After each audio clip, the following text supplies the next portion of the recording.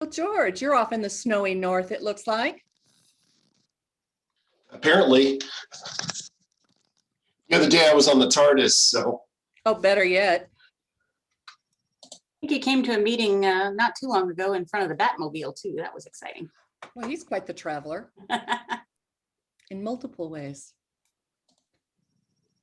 It's not every organization where somebody could just talk about a TARDIS and have like everybody, the majority anyways, be like, yeah, I know what you're talking about. Exactly. I don't even watch it, but I know what it is, you know? Exactly right. I don't either, but I do know. Oh, no, where are you now? What does it look like? It's what looks like I thought it looked like. Do you have the con? No, I'm at some station that nobody knows about.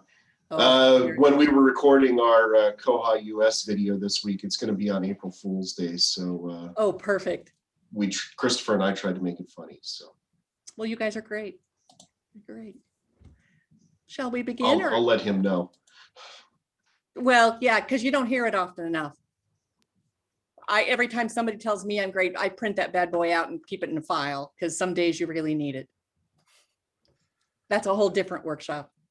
I have a Gmail label specifically for nice Robin's things awesome. people say about Robin.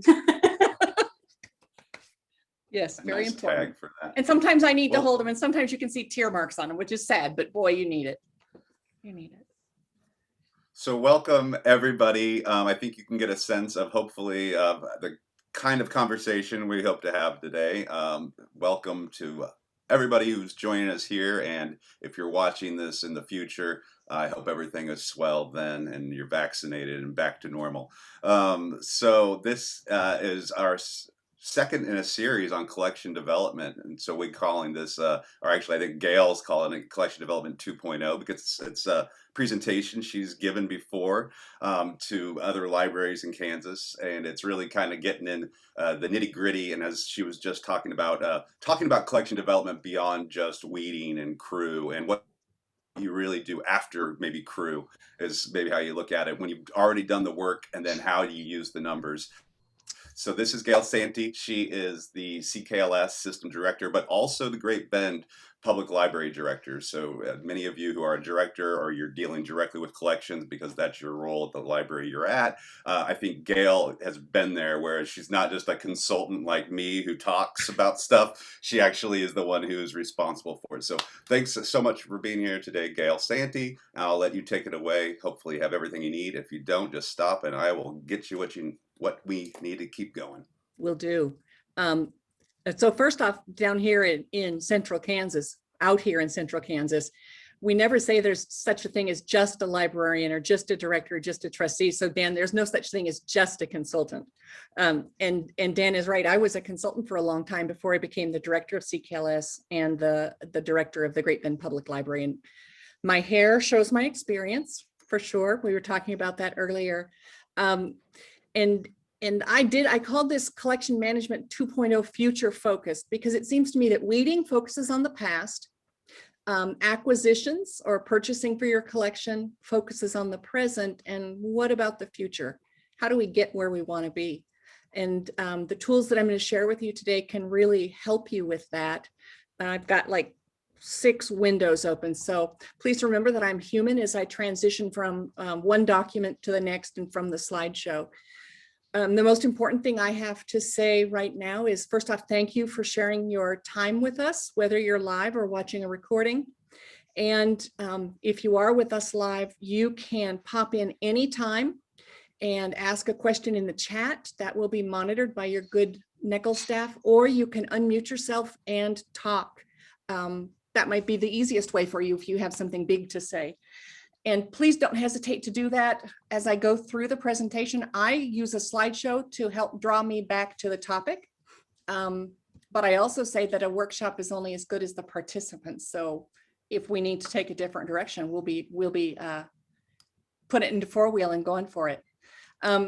All of the documents and handouts and the slideshow will be available to you after the presentation. I'll make sure that Dan and Jesse get that and they can push that out to you if you're interested, or they can put it on their website, whatever they're going to do. I'm good with that. After this presentation, this is your information. I am also available to answer any questions you might have. Let me put my email in the chat for you. And I'm available after this as well. You're going to have a lot of questions. Trust me on this. I know you will. Okay, let me get myself going. I am going to share that screen. And like I said, I have so many up right now. Let's do this one. And let's move into the slideshow. Are you seeing it? Okay, awesome. So to reiterate, this is Collection Management 2.0. It is future focused. And I've already explained why. So let me go ahead and start moving through. So the future focused collection analysis has a lot to do, collection development management has a lot to do with assessment and analysis. And we use a systematic process and well-defined tools to help us determine the quality of the collection.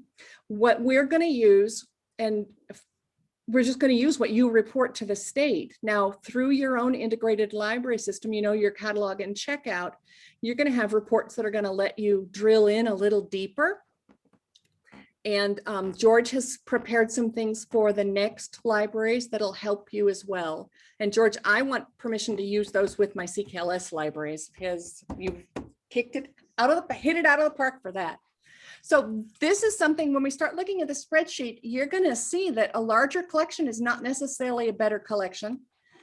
A collection needs to be created to meet the needs of the community. If you as a librarian love sci-fi, but nobody in your community reads it or nobody in your consortium reads it, you probably shouldn't be spending a lot of money on that, library dollars money, because that's not what your community needs.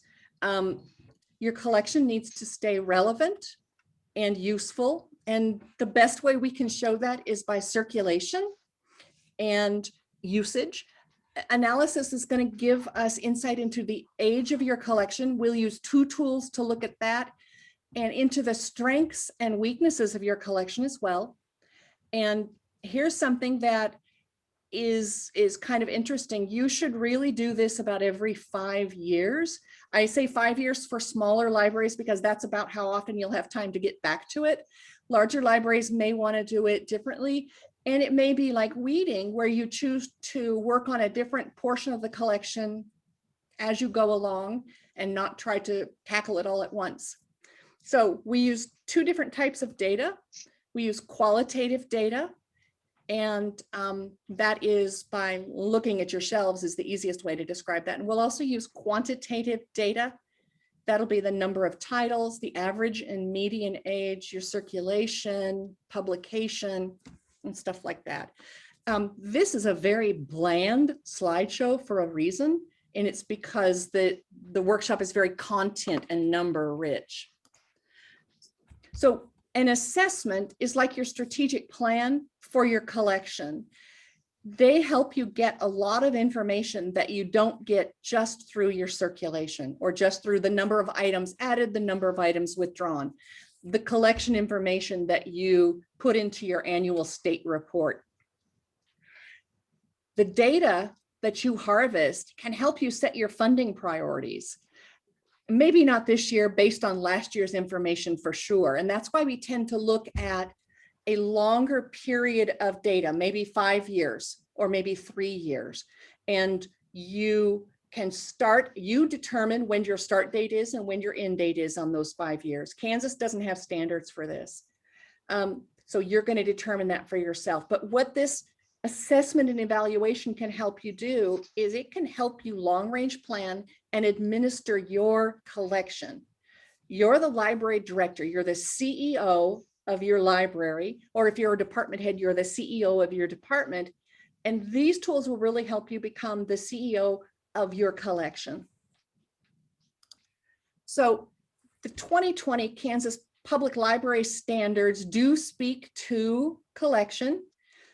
It says that the library spends not less than 12% of your total operating expenses from all income sources, including your capital improvement fund, their expenditures, on library materials or access to electronic content. that you have a continuous weeding program and a minimum of 3% of the collection is weeded annually. I've never been happy with these statistics for a number of reasons. I'm a little bit of a data geek. This is a healthy collection, and by healthy, I mean a collection that's being well used in your community will automatically weed itself by more than 3%, just because things get worn out, things walk away, things get damaged, information is superseded or no longer relevant. So 3%, I've not done the experiment, but I think in my library, we could do nothing and we would still weed by more than 3% other than an active weeding program. So you should also add not less than 4% of your existing collection. And the library purchases access to electronic content as part of its collection. Now, the purchasing part, every library in Kansas has access to electronic content, but perhaps not every library is purchasing active content. So that's something that you're going to want to look at in the future. You're going to want to allocate your funds so that you can do that. And if you're a tiny, tiny library in a community of 100 or 50, 150, that may mean that you purchase one electronic book a year, but you're meeting the standard. The standards are goals that we aspire to. So this is the basics of what we're going to talk about today. How we measure the quality of the collection. Its use, which is usually what we only look at. It's currency and not dollars. It is how relevant new things are. And is it appropriate to your community? A quality collection is much more than just the number of items, the dollars spent, and the number of items weeded. Now, number of volumes, dollars spent, and number of items weeded, and number of added are the items that we are requested to supply for the state library survey. Okay. Kansas, that's all we've got in Kansas for standards and benchmarks. It's pretty darn slim. And that's one of the reasons I'm not happy with it. But other states, and I just kind of chose some states around us, Utah, Texas, and Colorado, they look at much more. And then they create a set of standards that rate a library in a percentile group. And then what they also do, and this is the part that really is awesome to me about this whole thing, is it shows you what you need to do and the numbers you need to achieve to improve your rating, to move up into the next higher percentile group. And so it helps you know how you can improve, because basic day-to-day library work gets boring. It gets boring knowing I'm going to weed 3%, I'm going to add 4%, we're going to spend 12%. It's easy to rest on your laurels, and I firmly believe that we all have times and place where we do that.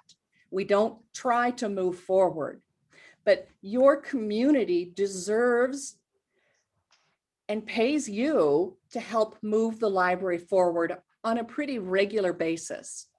So Utah standards jump with the 10th, 50th, and 70th percentile. All communities are ranked together, no matter what the population. Colorado rates in the 25th, 50th, 75 percentile. Texas offers benchmarks in 3 categories: basic, enhanced, and comprehensive. But Texas and Colorado both offer a category of standards for smaller communities or based on community size. And as we start looking at the spreadsheet, you'll see why that may be something we want to look at. So one of the things that I'll be providing is a standards checklist, and you can print it out and write the date on it and check it. You'll want to determine, and I'll deliver those to you as Word documents so you can play with them, because you're going to have to decide what the standards are for your library or for your community. So the first one should be what we're doing automatically. It's your collection development plan is based on what your community needs and wants. It should include it should have the policy that talks about your selection criteria, who has the responsibility for that and how that has been delegated to them. And it should have requests for reconsideration of materials or for requests to remove or ban items from the collection. That's what at the minimum should be in your library collection policy. Other things that I would add are, and this is desperate, I mean, just so needed, is how do we handle donations of dollars and stuff? Do we automatically put in everything that's donated to us? Do we put in nothing? Who determines that and who has the power? I think that librarians often feel bound to add every donation because they don't have that written in policy. The library collection is going to reflect your community. And you should also have some things in there that don't reflect your community, but that reflect the world at large. And we've got a lot going on right now that is showing that that's important. It should say how much of your collection you spend. I mean, how much of your budget you spend on your collection. You're going to know which formats you collect. I was this morning looking and thinking, man, maybe we need to reallocate funds for DVDs because they're just not checking out. Well, it's because no new movies have been released. That's why they're not checking out. So you have to be able to look at that. You need to consider as part of your collection electronic resources, digital content, things like that. You need to review and assess, and see here, I put 3 years. It's 3 to 5. There's no hard and fast rule. That's going to be up to you. You need to weed. You need to know what interlibrary loan really does, and it supplements your local collection and it broadens what's available to your public. That's the same for a large library or a small library or any special kind of library. Your library needs to promote the Kansas Library e-card. You may or may not collect local history or genealogy materials, and you should maintain core reference materials, but those may be all online or some online. So let's get to it. What do we do and how do we analyze the collection? We're going to look at several sets of statistics and run them through some simple math formulas to yield a set of data that you can work with. Always assess special collections separately because they can really skew your results. For this, I've only used print materials as reported by the libraries on the state report. This does not include media like audiobooks or DVDs or electronic collections. And electronic collections, if you're actively purchasing, you need to assess that as well on a regular basis, regular being 5 years-ish. So we're going to look at your collection size per capita, your circulation per capita, collection age, and turnover rate. And per capita, we're using that as the population of your defined service area, which would also be your taxing area. Okay, when we look at collection size per capita, we're going to look at how many volumes are held per individual in your town. And that is a guideline on how you're serving your patrons well. The volumes per capita is the number of print held, and you report that in your state report, divided by your legal service area population. And let me open out that one. There's another one here that I'm not seeing. I've got way too much stuff here. Let me find them. And I would say that I hope you know that I'm a human being and I've got a whole bunch of stuff here. Oh, there it is right there. That's the one. Gail, we did have a comment come in from Leslie at Bonner just about special collections and diversity. I don't know if you saw that in chat while you're trying to pull up your other spreadsheet. I did not. Probably not. I did not. I've got too much stuff. What was the question? Go ahead and ask. Sure. So it's about diversity in the community. So considering a lot of libraries do not have a lot of diversity in the community, shouldn't they still have a collection that includes other ethnicities, religions, Yes. etc.? Absolutely, yes. Now, if you're part of a consortium, like I don't know if Bonner Springs is part of Next, I would assume they are. Okay, you don't need to look at just what's on your shelves. You need to look at everything that's available in the consortium. And this is where it helps to have a vehicle or a methodology to dialogue about things. You can say, I'm the library that's going to collect things on this subtopic, and another library is going to collect things on another subtopic, and another library is going to collect things on this one. And then you know that you're going to be sharing actively. You're going to have a list through our awesome tools in Koha, a list of all those titles. And that way you don't have to duplicate them. But that way, if someone comes in and says, I'm looking for information about this, you've got the list, you can show it to them. It's part of your collection. That's the very best thing about being part of a consortium. You're still going to want to purchase for your local collection, but you don't have to get such a huge, diverse collection and with lots of expenditures. Does that make sense? You can spend on a certain area, but you want to make sure that everything is there.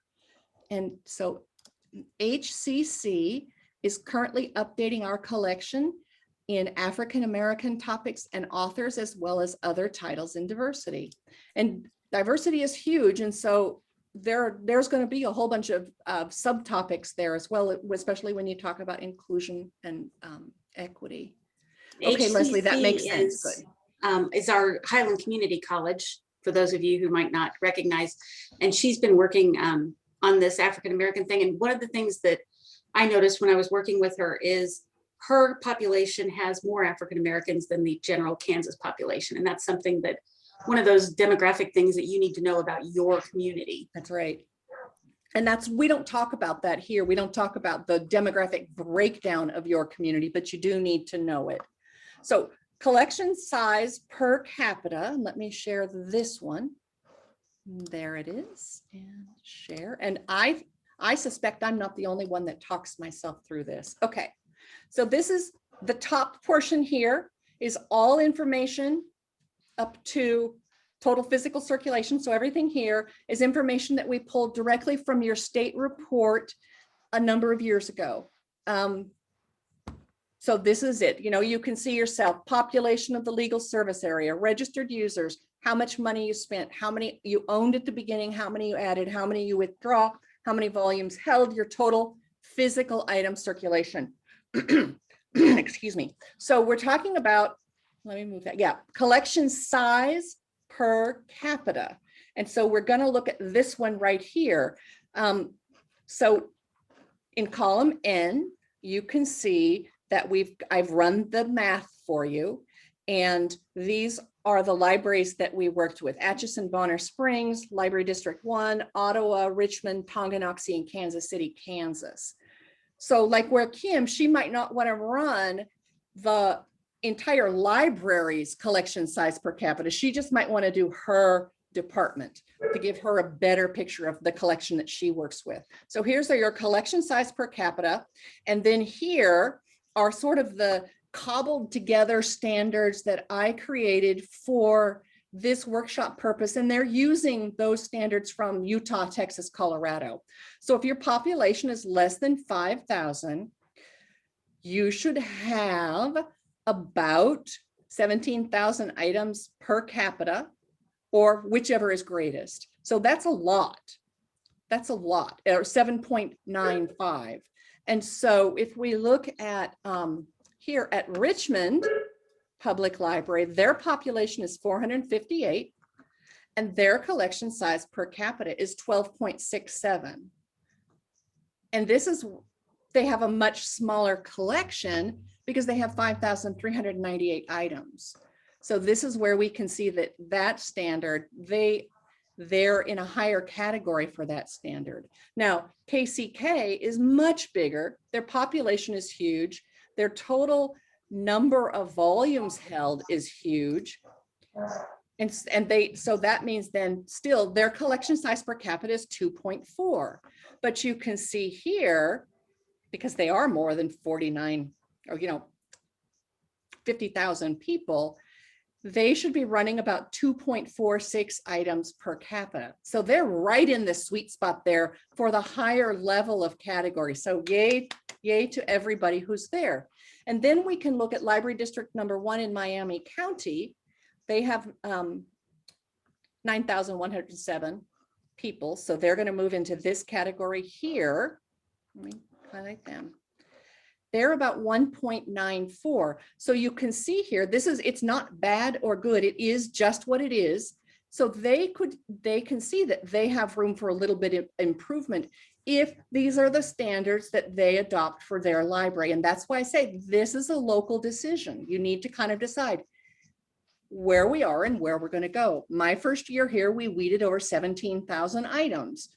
So that puts us at collection size per capita down here in Great Bend pretty low. But we didn't just look at that factor. So we know that we're building on that to get ourselves where we want to be. And now I will stop that one. And you see my pretty face again. And I will talk now about, I will share this other one. So it's back and forth with me today. Sorry about that. Here It's all we right. go. Hey, I'll just stop while you're getting through that to see, make sure that anybody has any questions, that feel free to ask them at any time. You can put them in the Absolutely. chat. You can private me if you're one of those people, which it's pretty common to say, you know, I'd ask that question, but I really don't want to be the one that chats it. So that's why you can just private me and I'll put it in. That's right. And you just And nudge me Connie's sometimes right. and say, Dan, this one's private, or Exactly. sometimes it's good to remind me. I also And if you wonder, really want to be private, you can us, chat me as well. I don't want to go too late, but I just wanted to maybe take the temperature so far of what we've covered. I'm sure Casey K is probably feeling pretty good from what you showed. Anybody else, you know, where are we at with the content, with the idea? I know Shea came in kind of, came in right when we were doing the numbers. So hopefully we can get her up to speed Yes. as what we're doing with the formulas, taking the state reported data and running it through the formulas that Gail's been talking about. So. And two of our, I know that Connie at Richmond said sometimes it's the actual size of the library that limits the number of books you have. And that's right. Some of us struggle with space. I'm in a fortress down here and I've got more space than I can use. But my previous directors believed that it was their responsibility to fill that space. So it's kind of, there we go. Yeah, no matter your library, you're going to struggle with space. And even if you build a new library, you think, oh, I have enough. No, you're going to struggle with space. So I've got my collection size per capita, volumes held up. Do you guys see that? Okay. So the collection size per capita, here it is. This is that little table that's kind of at the bottom of the spreadsheet. So here it is broken down by population, which I think is important. And then you can see that the 50th percentile would be a basic that you'd be meeting, or if you really want to bump it up into be an enhanced or a super library and wear your cape and all, you might shoot for reaching those target numbers on the 75th percentile. So what we also look at is circulation per capita, and that is the number of library materials that are checked out to the number of people the library services. It's your annual circulation, and I've written the math forms here all over the place. Lower circulation per capita can be a result of not spending enough money, not buying the right things, or not having enough volumes per capita. It's also likely to lead to more interlibrary loans. And that may be something that you're good with. When we look at circulation per capita, these are the standards that we're going to look at. Your circulation divided by your legal service area population. So let me stop sharing that one and go back to, bring that down here, back to share this one. And there we go. So we were talking about circulation per capita, and that's here. And so you can see that we've got our 50th percentile group here and our 75th percentile group here. So if we look at, let's look at Atchison. Their circ per capita is 8.2. Now remember, I didn't do this on I didn't do it on your entire collection. This is just a short sample set of data.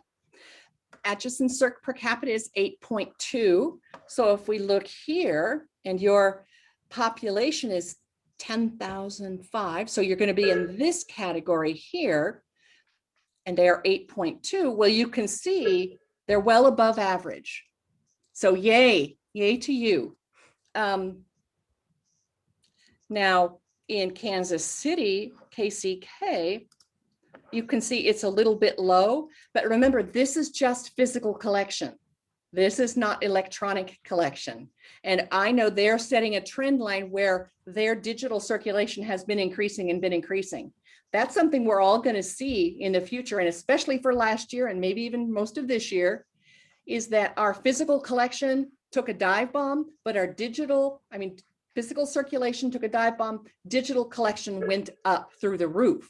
So you can't base it on 1 year without knowing everything that's going on. Maybe the library was closed for renovations or COVID. Yeah, lots of different things you can look at here. Sure, and what's the name? Okay, let's stop that one and come back to this one. And how many were there be? Share. And Okay, we'll see you in okay. a little bit.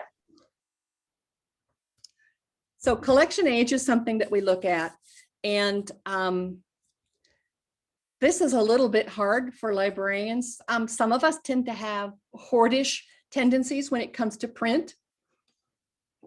But when we look at the data, we can take the emotion out of that and we can just look at the numbers.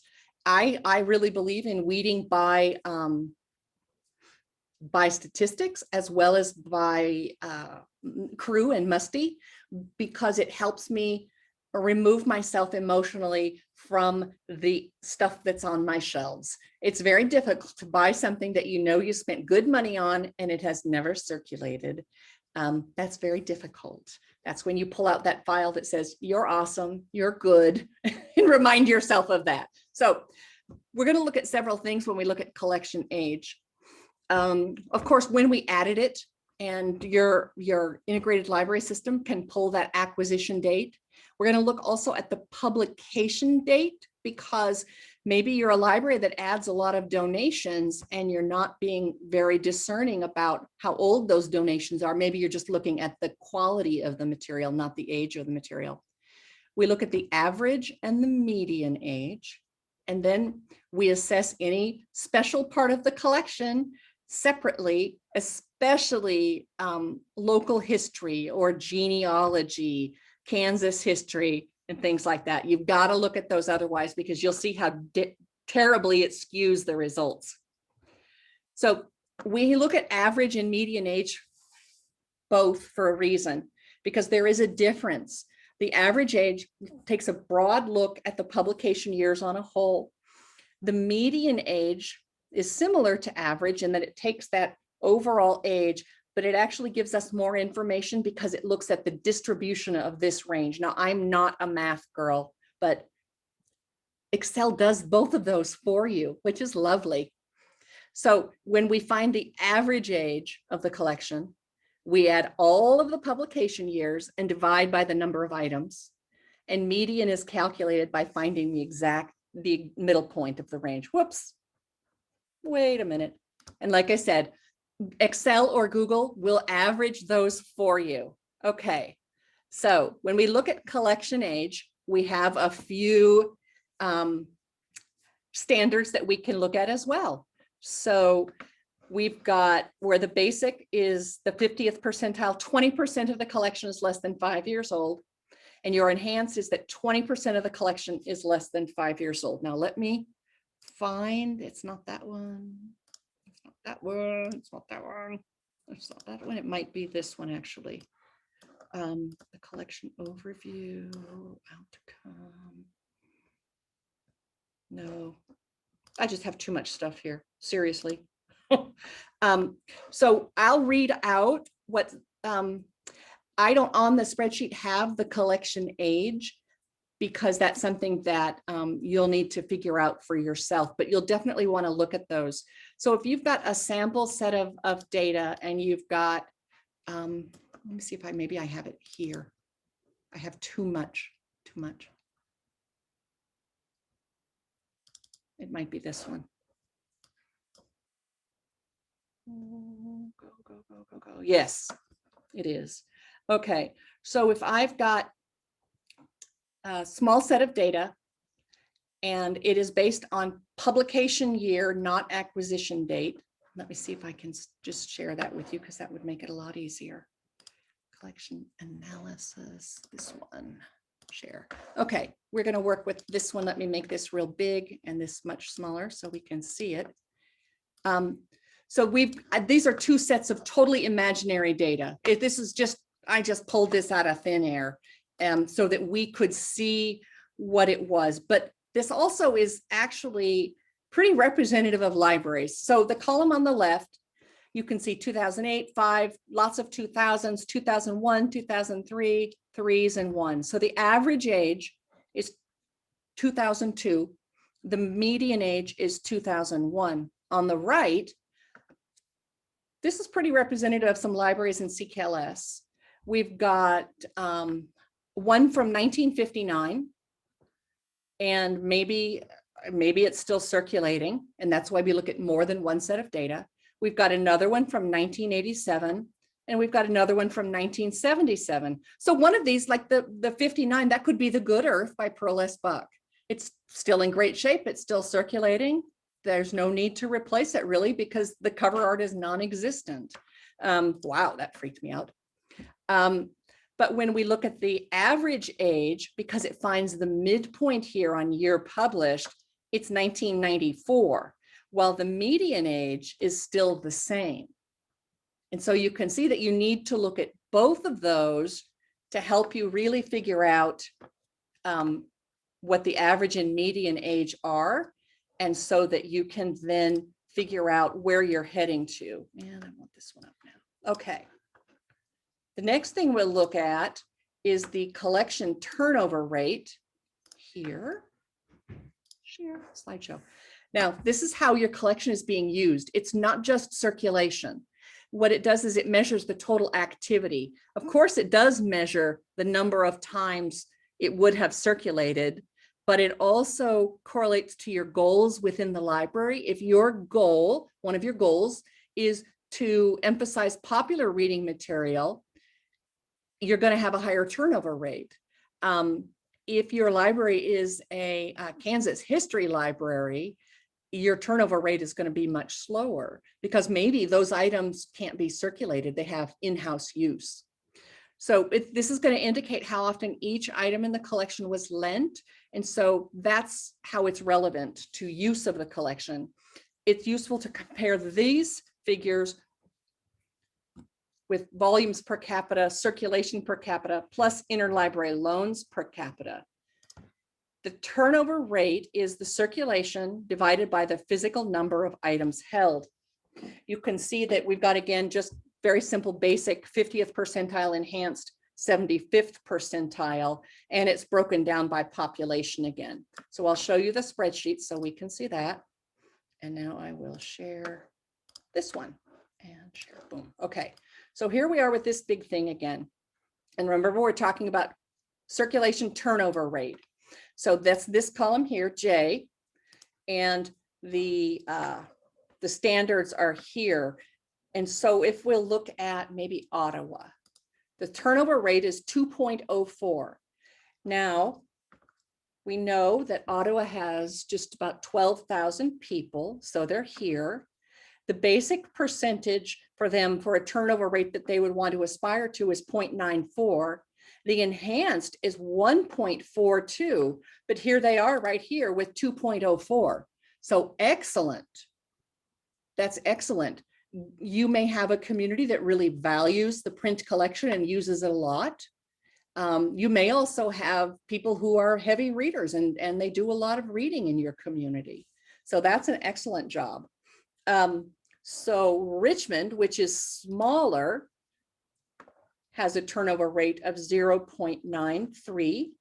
And see, even again, that meets the enhanced rate, the number. So you'll see yourself here and where you fall into that.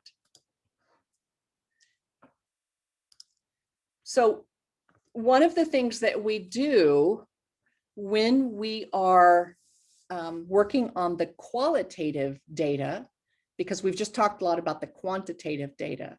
The qualitative data is you or other people actually looking through the stacks. You've got to do it. It works for libraries of all sizes. And what it has the advantage of is that it provides relevant information rather quickly, but it can be highly subjective, especially if you're the person who's doing the scanning and you also do the acquisitions, if you're the one that's also purchasing. And this is where working in a team can be better. Or say, I'll look over your shelves if you'll look over mine with the next door library. You're gonna scan your shelves after you've collected all the statistical data, because the data will complement our observations in the stacks. You're going to take notes on what you see when you look through that segment, each segment of the population. You don't have to take every item off and you don't have to touch it, but you put yourself in the shoes of your patrons. What do you see? What's the condition of the collection? Is it inviting? Is it ugly? Is it dirty? Do the shelves look really full? If you don't have anybody that can help you with this, I think you'll find that taking photographs will show you things that you don't normally see.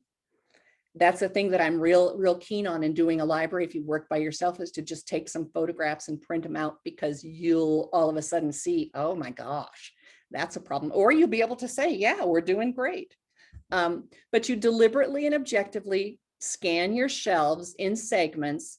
And when then you use your data, you're going to be able to do a really good collection analysis. Okay, I don't need to. No. Fine. Gail, I was just curious, the collection age, either to be part of the 50th or the 75th percentile, it's the same, 20% of the collection is 5 years old? Yes. Okay. It is. I just wanted to make sure that that wasn't a typo or I just misunderstood it somehow. That's it. So we've got some issues or topics that we talk about when we talk about collection development. But the major issues have to do with keeping the collection current and appropriate to your community. I said it before, I'll say it again. But what it really needs to do is it needs to be part of the library's long-range plan. And that should include not only adding books, but also knowing that there's a point when you have to release things and keep your collection fresh. Weeding is important. I hope I don't have to explain that to anyone here. It's very important. We all have trouble with enough room in our libraries, and when we're holding on to things that haven't circulated in 3 or 4 years, certain things become obvious. It's either out of date with incorrect information, or it's something your community is no longer interested in. Weeding helps you keep that collection good. And remember, it's never about how many items you have on your shelf. The spreadsheet that you can see now shows that it's not about how many items you have on your shelf or how much empty space is on each shelf. When you can take a look and analyze your collection with the data and with the selective scanning of the shelves, you can realize that what's important is how the items are being used and that they are being used. Digital is important. I think last year, more than anything else, showed to us that we all need to be purchasing digital content. And like I said, maybe your budget allows you to buy one a year, but that's a good thing. You need to start doing it. We also need to think about how our collection moves. And Cindy, yes, we're all working hard to bring our collection into 21st century. Yes, it's a long haul. And I'll talk about something that kind of throws that on its ear again. So, we're always off balance here. How you're displaying or presenting materials also is reflected in your circulation. People love to go to bookstores because they browse, but in libraries, they might not necessarily be browsing. And it might just be that spines have Dewey numbers on them, but we need to make our collections attractive. We need to present them, display them. We need to change it up so everything looks fresh and new. The front of a book is much more attractive than the spine, and that's going to be more likely to draw someone to the book. Remember that your collection should reflect the community, their needs, their interests, our culture, the viewpoints in the community, but They should also show opposite viewpoints, and the collection should introduce them to new cultures. That's why we have a balanced collection. Your library's long-range plan or your strategic plan should include a collection development policy. And that plan, especially with the collection development policy, is ideal if it's been pulled together with input from your local community, so that the library knows what your community needs and desires. And that can be done through a real informal poll, or it can be done more formally. It depends on what's right for yours. So we've got this data to help us. And I think one of the better things for me, because we're not getting a failing grade. Obviously, we're doing fine. This data helps you figure out how to improve. And it gives you some benchmarks to figure out, okay, I'm in this category. Here's what we're going to do to have to get us to move up. This is something we want to work on for the next 5 years. We want to improve our turnover rate, or we want to improve our circulation per capita. And now I know how we measure that. And so this is something that I'm going to be able to work on. And here's how I'm going to work on it. And you can put that in your long range plan or in your strategic plan, and you can check in with that regularly and see, how are we doing? How are we improving? And then you can share that with your stakeholders, with your board, especially because maybe you need more money to purchase more things. That's the case in my library. We really don't do a good job on that because we're busy paying for a very expensive HVAC system. So I'll be lobbying with the city as soon as that HVAC payment comes out, $100,000 a year, that we keep that money. And here's why. I have the data and the statistics that I can show that you may think we're a good library, but in many ways we're failing because of this data. And that helps me take that information to our city and say, this is what the facts show. These are what the numbers show. Here's how much more we need to add. Here's the average cost of a book. This is how much more money we need to have to be able to reach these standards. And that's why I think that these standards should be part of the Kansas Public Library standards. That's my own soapbox.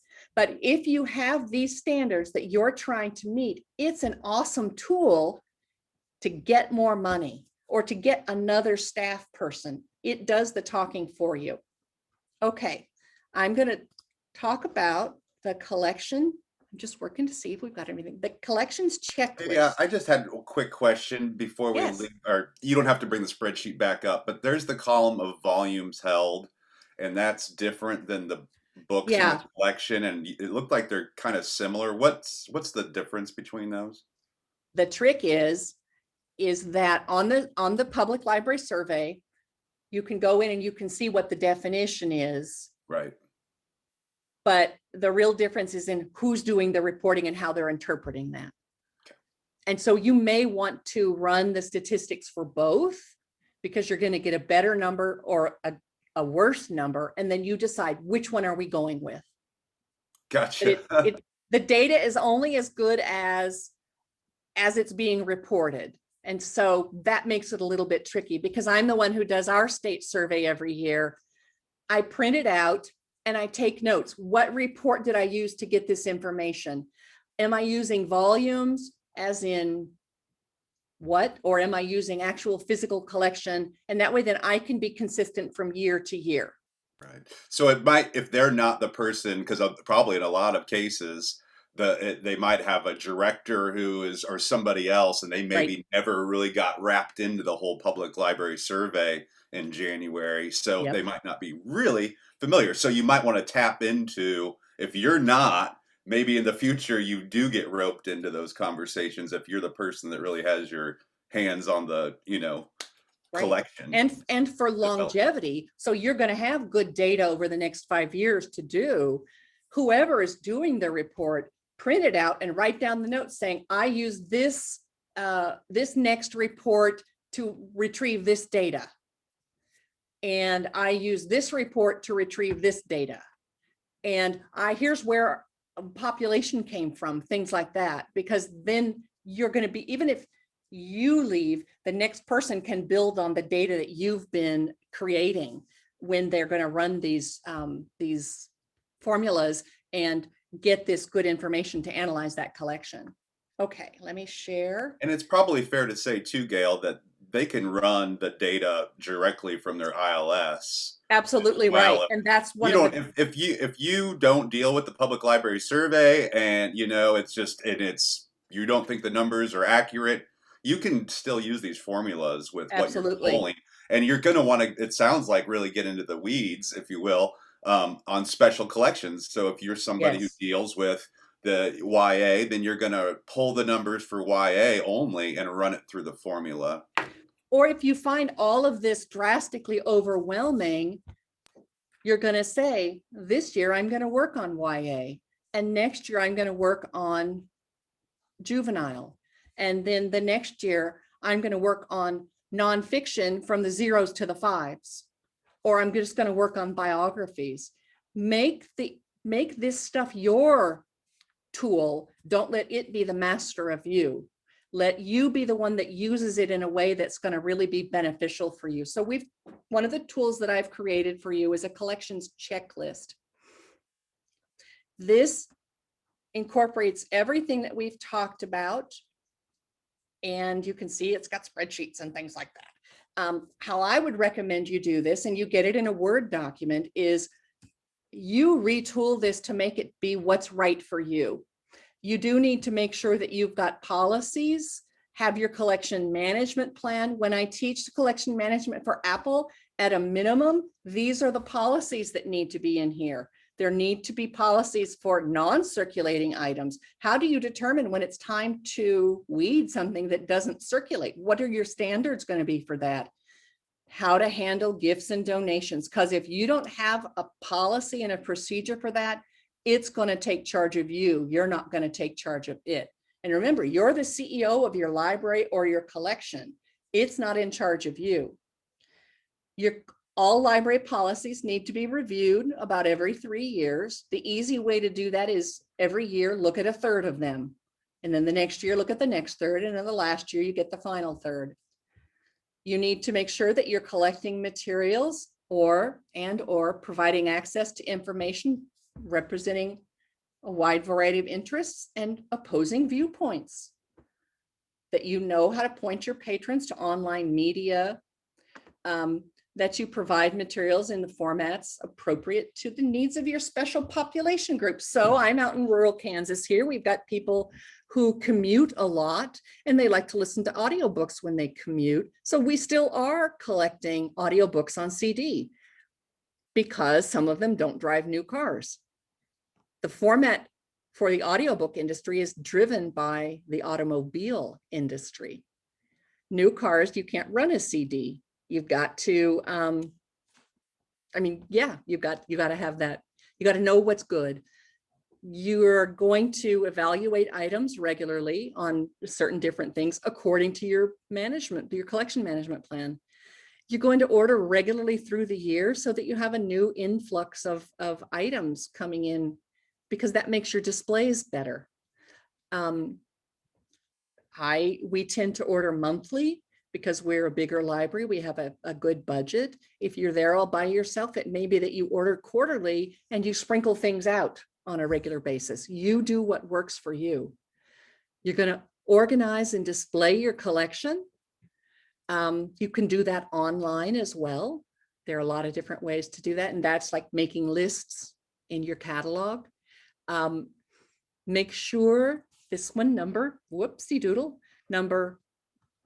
9, make sure that your records are good. Make sure that you're attaching your holdings well, because to make it easier for your patrons to find things, they need good records in your catalog to make it easier for you to find things. I'm sure you guys have standards and you need to know about that. Are you using RDA yet when you're cataloging? That's something that your consultants will be able to help you out with. And this is always important. I'm really big on intellectual freedom. Everybody should have access to everything. And I don't believe in restricting access by age. Our computers are filtered so that we comply with SIPA, but I don't believe that we should limit access based on age because it's ageist. It really is. So we find a way to help our community members participate in the purchasing process and the acquisitions. We allow money and we allocate it and we spend it. Now, Colorado even has materials expenditures with the percentage depending on, they have a resort library. They have smaller libraries, and it talks about how much you need to spend per capita. And we could look back at the spreadsheet to make these different percentiles. So maybe this is an area where you find yourself in the 25th percentile and you'd like to go up. So you know how much more money per person you need to spend to make that jump. You do track and report statistics for all kinds of things. Remember, your board, the decisions they make can only be as good as the information they receive from the library director in their report. Make sure that report is giving them the information they need. You decide what your circulation per capita is going to be. So you can see in Colorado, they have the different percentiles on the spreadsheet. The ones that I use, it's pretty basic. It's a great starting point, but maybe you're ready for more. Have the right size collection for your library's legal service area. That's going to be capita per capita. You're going to work on your turnover rate. Colorado, again, they have more categories for that. And look, you know, you see quite a big jump here from the 25th to the 50th. You go from 0.49 to 0.91. Maybe the sweet spot for you is in between. You'll have to figure that out for yourself. This is awesome. If you're purchasing digital items, maybe you're not ready yet, but in the future, you will need to manage that collection. I've never seen anywhere else a turnover rate on digital collection because eventually you're going to need to weed things, or they're going to weed out automatically because you only get so many circs for them.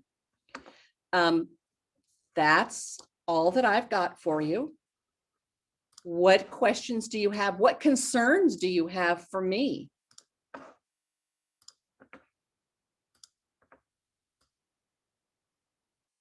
It can be boring and it can be overwhelming, but just dive into it piece by piece, and that'll really help you use what you need. And remember, you're the master, they are the tools.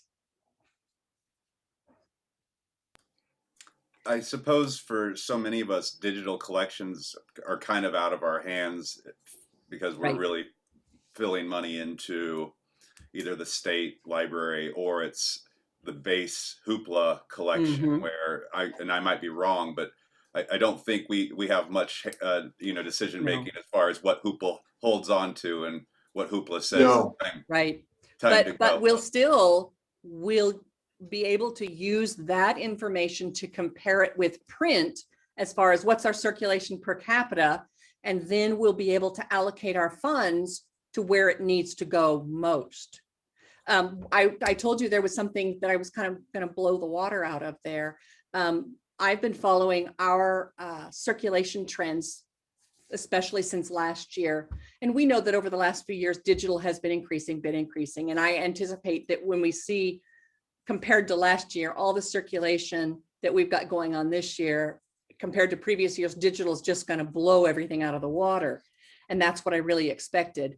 I'm shocked and quite pleased to report that in the geographical anomaly that may be Great Bend, Kansas, our actual physical print collection has been increasing astronomically. Print is keeping pace with digital. Now, it's that way in the adult collection and it's that way in the teen collection, not so much the children's collection, but children don't drive themselves to the library. They rely on other people to bring them here. So something's going on, and in not maybe next year, we'll be able to look and compare this and try to figure out, why is our print circulation bucking the national trend and increasing so much? So it can be, is it the data? Is it what we're purchasing? Is it how we're displaying and marketing? Or do we have a community of readers who love their print materials? It might be as simple as that, but very exciting. So Leslie says, we'll be trying to figure out how to weed based on last circulated date, factoring in 2021, yes, and the huge decrease we've had in patron checkouts. At what point will we feel like we can go by the last circulated dates post-COVID? And I would say 3 years. Most libraries now need to be doing that major refresh after 3 years. You're going to put asterisks in the sports books for 20 and 21. As I've said, and I think I wrote it on CanLib, last year is year 0. This is year 1. This is where we start from scratch to build our libraries back up to where they were in 2019. That means that we look at our bread and butter services, our bread and butter programs like Storytime, Summer Library Program, maybe book club. Book clubs didn't become popular in libraries till the 90s. We're looking at 70s data here. We're looking at what is borrowed and how much.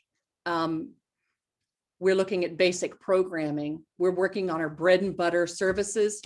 We look at our 1970s data for how much was circulating, and we build from there. And we can use the data that we talked about and the formulas and the standards that we talked about to help us determine how we're improving. It'll take years for us to see improvement again. For goodness sakes, I wrote 1981 yesterday on a date. It's going to take me years to catch up to what is realistic time references anymore. Our collections will take a while to catch up as well. But 3 years, you should be able to start weeding. And of course, you'll always weed by condition. There's no question of that, or by duplicates, outdated information, stuff like that. Leslie, does that help?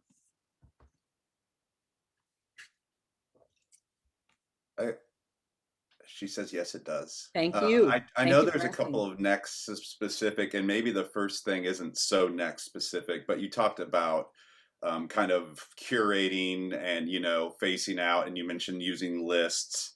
And I just wanted to make sure that I gave a little nod to lists, because it's kind of a part that maybe not everybody's familiar with, at least inside Koha, Right. IE Next.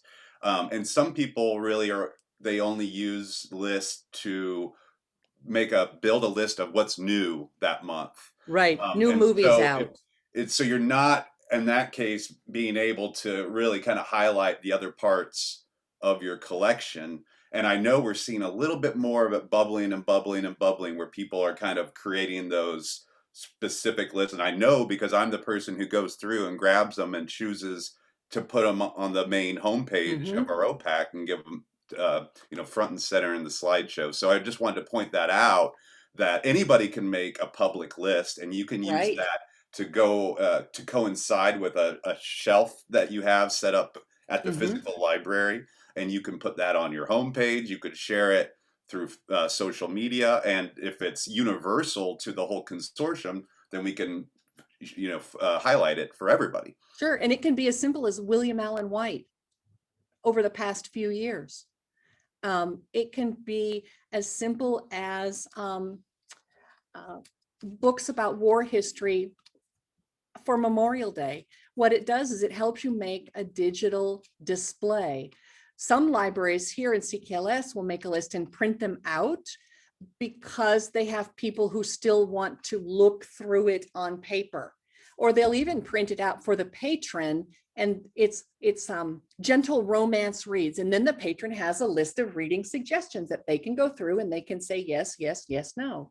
Some people like lists in paper, books to read, books about topics, books about diversity, inclusion, and equity, or a subgenre there. That Novelist is a great tool for it's coming up with those list ideas, because they will give you suggestions for what's popular right now, and you can go in through and find what you have in the collection.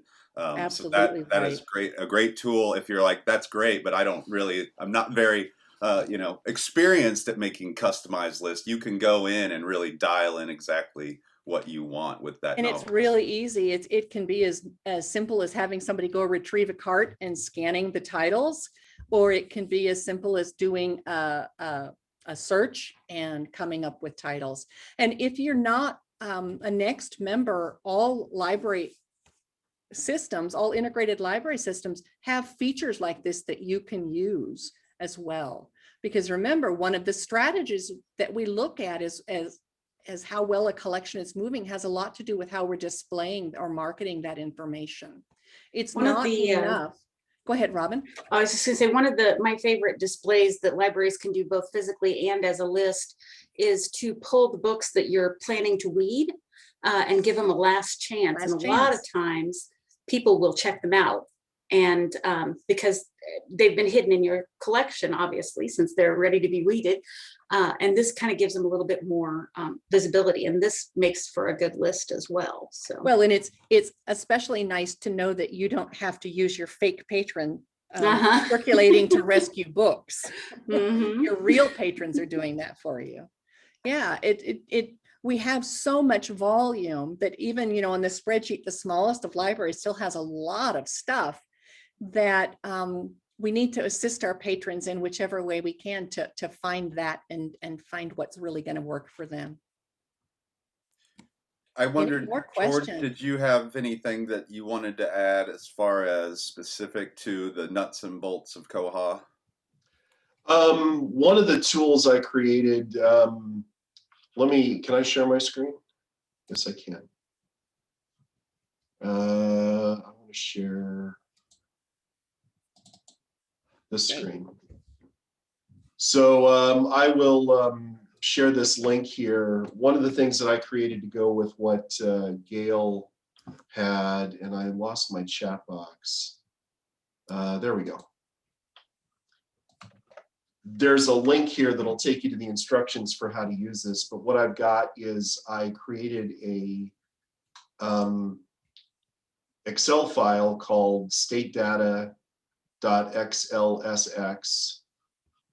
And let's see if it didn't open, it's saved. So what this allows you to do, and let me pull it into the correct window because it opened in the wrong one. With excellent instructions, I might add. I've got, I took some of the things that Gail had, and I've got the first tab as instructions. The second tab is a dashboard, and the third tab is a place where you can take state data. So I've got some data files open here. So like if I go to the 2013 state spreadsheet, and let's see, I know that Bonner Springs is here. So if I copy the data from the 2013 state report for Bonner Springs and put it where it says paste 2013 data on line 29. So I'm going to highlight line 29 and just paste the values there. Then if I go back to this annual data dashboard and scroll down to 2013, this will automatically pull the data from the spreadsheet that will fill in the formulas automatically.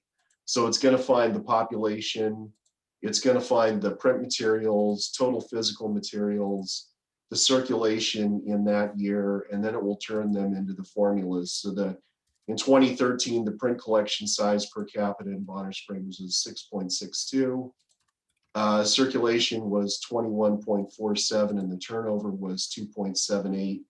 And in the final part of the table here, it's going to tell you whether it fits into that classification, whether it's enhanced, basic, or it doesn't meet those goals. So one of the things that does for you, especially if you're in enhanced, it gives you bragging rights. And you better be bragging and let your trustees and your stakeholders know, let your city know that you are an enhanced library. Now, the reason that I put this in here where there's separate tabs is because if you look at the state data over the last, I guess this is 9 years or 8 years, the places in that spreadsheet where the data exists are different each year because the state keeps changing it because, you know, that's just the way things work. So just to clarify, this is just pulling from state data. This is not next specific. This is just pulling from state data, and that's one of the reason. Yeah, this works for any library that wants to use it. You have to, if you go to that website, if you go to that link that I put in the chat, and I'm sure Dan will collect that link and has the ability to send it to everybody who's here. But if you go to that link and download this statedata.xlsx, and then you can go to the state's website here, and the data from all the previous years is available. But prior to 2012, it's only available in PDF format. So you can't just cut and paste that data from the PDF into an Excel spreadsheet. So that's why I only went back to 2012. But once you have that data, and let me pull it up again, you could pick each year out of that data, and then you would be able to track over time how this has changed for your library. Yeah, so And that helps you set goals for yourself as the director. It helps your teams set goals, especially if you explain that some of this is directly tied to them. It's displays, it's them marketing these materials. Set those goals. It keeps your work fresh and it gives you something to work towards instead of becoming stagnant. And again, it gives you those bragging rights. Now, I did do a second spreadsheet that's similar, and that's working just with data from Next Search Catalog. So I noticed that Kim Patton was here. This isn't going to work for KCK. It's not going to work for Lewisburg. But that first spreadsheet will work for any library in the state of Kansas. And you are all welcome to download it and use it and break it and do whatever you want with It's like Christmas for me, George. it. Yeah, I'm sure that Gail is going to make somebody there at CKLS, help every library in CKLS fill this out. I'm not that ambitious. I'm too busy to help everybody in next. But I have people there's who a like separate to tool.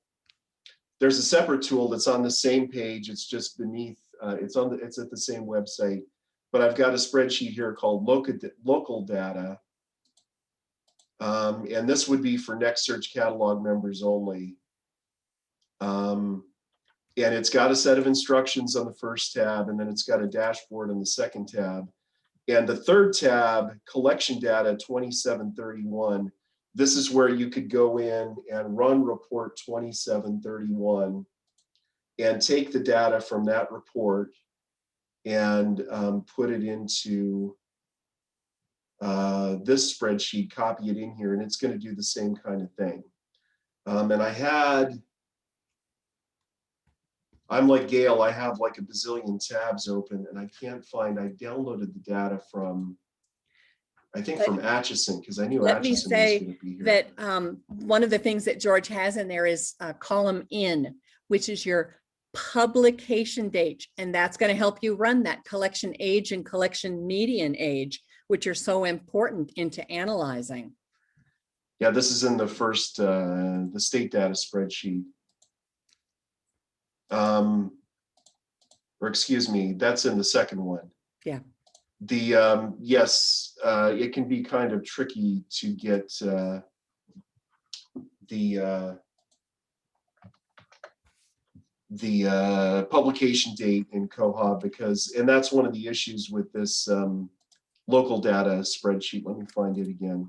So I did copy data from, I knew Atchison was going to be here. So I've got data from Atchison for their entire collection.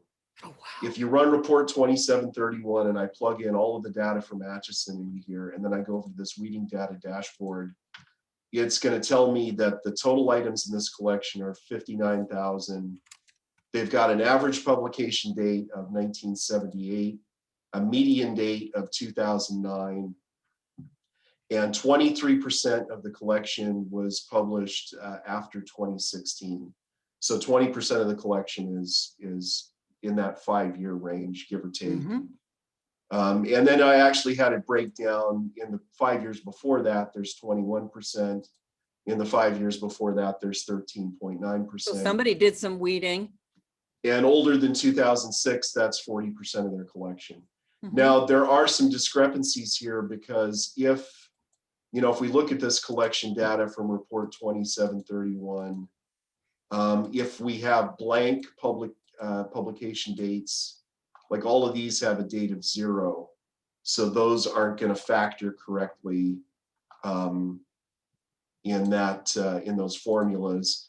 And then we have some that have, like this one has a publication date of Boston, Massachusetts. So obviously there's a bad 264.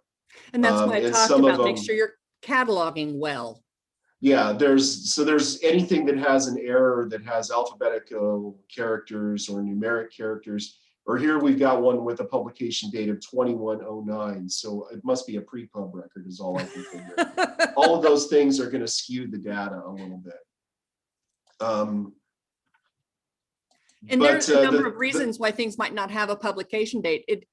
It may have been imported when the library migrated to Koha, and that wasn't something that they had been adding in cataloging. Yes, there's a whole bunch of reasons. And actually for a lot of libraries, like, Atchison, let's see. Out of 59,000 items, there's 796 that have a 0 in the publication date. So it's not a huge number. Right, and that's not of- something that I would go back and add to the records. Yeah, if somebody at Atchison wants to go back, if Jackie wants to make somebody go in and edit these 800 records, she's Honey, welcome to do that. If you've got that much time, you can come on down here to Great Bend. I can put you to work. But I tried to put a whole bunch of data in here. I included date added and to get an average and a median out of that, and date last borrowed and got an average and a median out of that. And Yeah, date and last so that seen. date last borrowed will come in very handy a couple of years from now when you're trying to figure out how to weed for the 3 COVID years. Because Yes, and you'll not just look at the date last borrowed, you'll look at the total number of borrows, and then you'll come up with the answer for certain titles. One of the George, other you- things that our members can do with, the next members can do with report number 2731 is you don't have to get the entire collection when you run that report. I've got it set up here as if I was, if I set it up before the meeting, I said, Bonner Springs could go in and set the home library to Bonner Springs. They could set the shelving location of children's, and then they could choose the collection code of fiction so that they're only looking at the children's fiction collection. And then they could get the data just for that collection. You can also go in, once you've got the data out of Koha, you can go in before you put it into this report. You can, that's the wrong one. You could take out, like I said, I've got too many tabs going here. Local data, here we go. We could turn on the filters and we could take out all of the things with Kansas collection code or with the Kansas in the title. So you can get rid of those special collections so they're not being factored in. There were a whole bunch of things, Atchison has some things that have 1850s Sure. publication dates, which are probably local history. Here's Thoreau. You can go in and you can decide what to include when you put the data into this spreadsheet so that you're not examining the entire library. You can just pick and choose which collections. Right. And remember that when you're evaluating young adult books, you're going to look at a different set of years because those things need to be current. They might not, it might be The Outsiders, but it needs to have the current cover art, even though the book is older, because that appeal to teens is so critical. So you may look at the last time things circulated for teens, not within the last 5 years, because if you've got a 14-year-old now, think about what was happening 5 years ago, and that's ancient history to a teen brain. You really need to look at that differently. George, you've just outdone yourself as usual, but boy, you really, really have done it this time. It's really going to make this easy for everybody because you've done all the heavy lifting. Thank you so much for that. And I can't wait to dive in and add that report to our catalog as well. Absolutely. I've done enough work on this that those of you that are going to be at the next meeting next week, you might hear some of this stuff. That's great.